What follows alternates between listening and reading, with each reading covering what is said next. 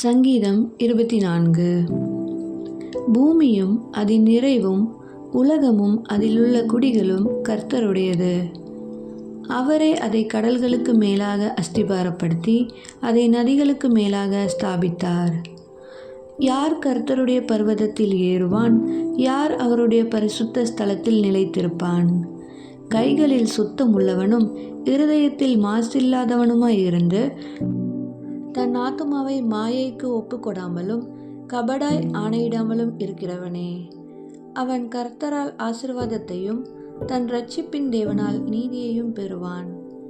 இதுவே அவரை தேடி விசாரித்து அவருடைய சமூகத்தை நாடுகிற யாக்கோபு என்னும் சந்ததி. வாசல்களே, உங்கள் தலைகளை உயர்த்துங்கள், அநாதி கதவுகளே உயருங்கள், மகிமையின் ராஜா உட்பிரவேசிப்பார். யார் இந்த மகிமையின் ராஜா? அவர் வல்லமையும் பராக்கிரமமும் உள்ள கர்த்தர். அவர் யுத்தத்தில் பராக்கிரமம் உள்ள கர்த்தராமே.